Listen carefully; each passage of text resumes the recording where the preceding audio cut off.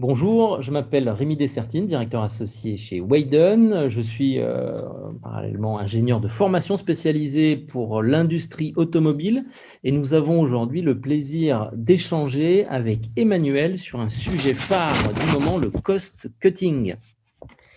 Bonjour, donc Emmanuel Roy, moi je suis ingénieur des arts et métiers. Je suis spécialiste en missions complexes et je suis en transition depuis 3 ans. Bien, bonjour Emmanuel. Donc pourquoi nous avons choisi ce thème-là? L'industrie automobile subit aujourd'hui de plein fouet les conséquences de la crise du Covid, autant sur des problématiques d'approvisionnement qu'en bout de chaîne de vente de véhicules.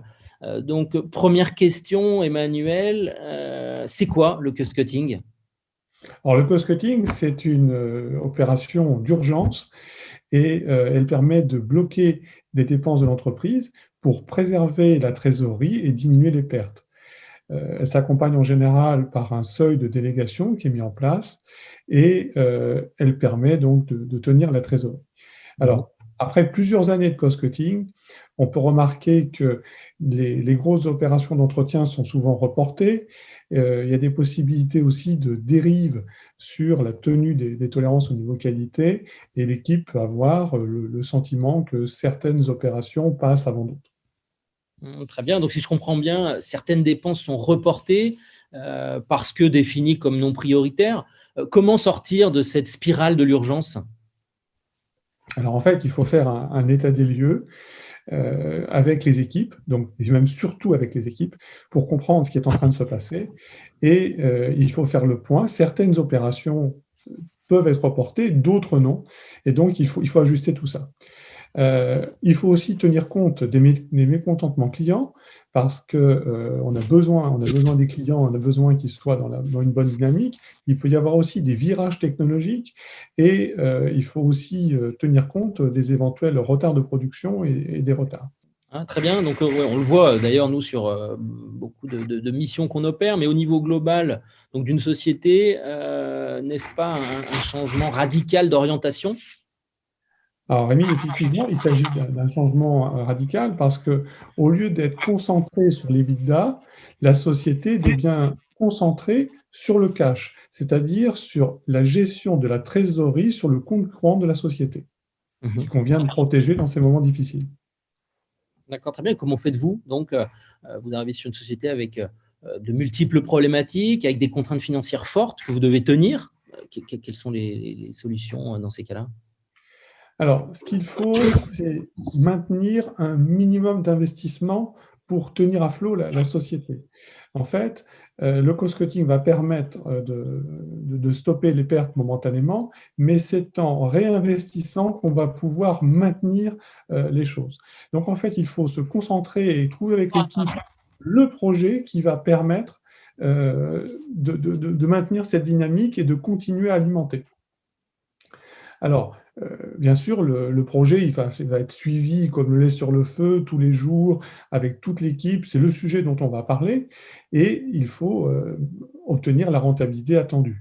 Et l'important aussi, c'est qu'on choisisse le projet dont on est sûr d'obtenir la rentabilité. Ouais, très bien. Donc comme on le voit sur beaucoup de missions, d'ailleurs une mission qu'on a pu faire ensemble, vous lancez un projet pilote, comment pouvez-vous passer à l'étape d'après justement? Et cela est-il compatible, en termes d'investissement, pour réaliser ces opérations de cost-cutting? Alors, idéalement, il faudrait, si on veut accélérer les choses, il faut lancer plusieurs projets en parallèle, mais la société n'a pas forcément la capacité pour le faire. Donc, en fait, il faut utiliser le résultat du premier projet comme levier pour financer les autres projets. Mmh. Il faut aussi, avec les équipes, avoir une notion d'économie et il y a des vraies économies et il y a des fausses économies qui sont en fait des pertes dissimulées. Donc il faut que le manager fasse le tri pour concentrer son équipe sur les vraies économies. Ah, très bien. Donc, concrètement, quels exemples, vous pouvez nous citer, applicables dans les sociétés justement? Alors j'ai un exemple dans une société de 100 personnes, 20 millions d'euros de chiffre d'affaires, dans lequel la première productivité, le premier point, ça a été donc de se concentrer sur la part matière. Parce que il s'agissait de matières un petit peu nobles, et donc il y a le premier effet, c'est la quantité de matière qu'on achète, mais le deuxième effet, c'est les opérations de transformation qui sont faites après, et le traitement des déchets issus de cette transformation. Donc tout cela, ça coûte, et il y a un effet, si vous voulez, de boule de neige, qui permet donc d'une première économie en générer trois autres. Très bien. Et au bout de combien de temps vous pouvez générer Alors, ces gains? quand on parle de matière, on va assez vite parce que c'est ce qu'on achète. Donc, ça va directement sur le PNL de la société. Et donc, là, dans ce cas-là, on a pu gagner environ 1% d'EBITDA. Très bien. Donc, ce qu'on constate justement sur les missions de transition chez Widen qu'on peut opérer, c'est que les bénéfices engendrés se font sur des horizons qui sont finalement très larges, parfois quelques semaines, parfois quelques mois, parfois plus d'un an. Comment, pour vous, démultiplier cette démarche et comment être sûr que ça marche? Comment on peut être dans cette logique de contribution et de résultat? Alors là, il faut utiliser la délégation, c'est-à-dire que le manager, autant la mission pilote, il va la piloter lui-même, mais il faut après que l'équipe euh, prenne les autres projets. On va pouvoir déléguer cette opération de pilotage des projets. Le manager va se mettre en position de participant ou d'observation et il va pouvoir emmener l'équipe sur ces opérations démultipliées. Non, très bien. Comment le cost cutting est-il organisé lorsqu'on est sous un schéma de LBO, Emmanuel? Alors, la LBO, c'est quelque chose d'un petit peu particulier. Moi, je l'ai vécu avec une société qui faisait 100 millions d'euros et 400 personnes. Et on est passé dans un moment complexe. Et Mhm. donc, le cost-cutting, comme la vie de la société est accélérée, il faut faire un cost-cutting encore plus rapide. Et donc, c'est la rapidité du cost-cutting qui est importante et qui va permettre de préserver la trésorerie. Et dans ce cas-là, on a très bien passé la crise de 2008 et on a été aussi les premiers à pouvoir accélérer et à prendre des marchés au redémarrage après la crise de 2008. Très bien. On associe souvent le cost cutting avec pays soi-disant low cost. Vous qui avez travaillé en Chine, Emmanuel, comment gère-t-on ce type d'opération? Alors, sur la Chine, c'est un petit peu différent. Moi, j'ai géré une société qui faisait 20 millions d'euros et 300 personnes. La Chine, si vous voulez, on est un petit peu en crise permanente. Donc, la difficulté est plus liée à la prise de commande, la compétition entre les sociétés, parce qu'on a à la fois les sociétés européennes et US présentes en Chine, mais aussi des sociétés chinoises qui sont des fois en difficulté parce qu'il y a énormément de capacités, donc il y a des offres de dernière minute avec des prix défiant toute concurrence. Donc, l'opération de cost-cutting doit être menée, mais aussi, il faut en parallèle gérer l'investissement. Ah, très bien. Et est-ce que ça n'a pas du sens, justement, de travailler sur les pertes également? Ah bah, bien sûr, ça a du sens de travailler sur les pertes.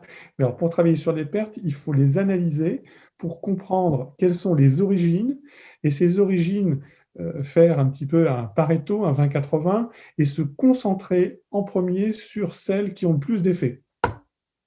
Ah, très bien.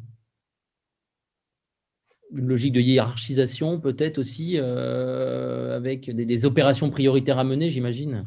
Il faut effectivement définir des familles et se concentrer en premier sur la famille qui va mener le plus d'éléments sur le PNL. Très bien. Tout ça est lié, à souvent une opération, globale de retournement et comment, pouvons-nous saisir ces opportunités, lors d'un retournement? Alors, dans un retournement, la société continue de vivre, hein, même si les moments sont plus compliqués. Et j'ai eu, lors de ma dernière mission, un appel d'un directeur des achats dans le secteur automobile qui était en difficulté parce que l'un de ses fournisseurs en low cost ne pouvait plus livrer. C'était dans le second confinement.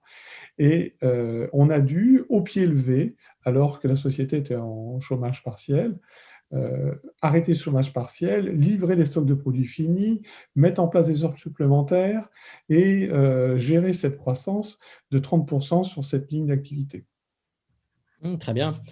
Donc, on parle de pilotage d'amélioration, de qu'est-ce qu'un plan d'amélioration. C'est souvent des sujets en management de transition qui sont régulièrement, sur lesquels nous sommes régulièrement sollicités. Et c'est vrai qu'il faut considérer ces améliorations comme des projets qui vont chacun avoir des besoins, des ressources, la nécessité d'avoir un pilote pour générer du gain. En synthèse aussi, si je peux apporter cet éclairage, je vois deux choses. Le premier, le pilotage des projets d'amélioration avec un suivi régulier à la semaine. Et on l'a bien vu, alors, notamment d'une mission qu'on a pu faire ensemble, Emmanuel, d'avoir un plan d'action pour chaque projet, un planning du plan d'action qu'il est nécessaire de tenir. Et puis, sur le second plan, ce plan d'économie est couplé avec un plan de réduction de pertes. Les gains doivent être chiffrés avec des KPI précises. Tous les mois, faire un bilan de chaque action, et parfois même toutes les semaines, voire tous les jours, avec les équipes, et en finalité, réévaluer les priorités, toujours en restant extrêmement agile en fonction des résultats financiers du mois précédent. Mais c'est vraiment une logique d'agilité et de flexibilité qu'il faut mettre en place, comme on le voit sur beaucoup de missions. Quelle est votre conclusion, vous, Emmanuel, sur de telles opérations?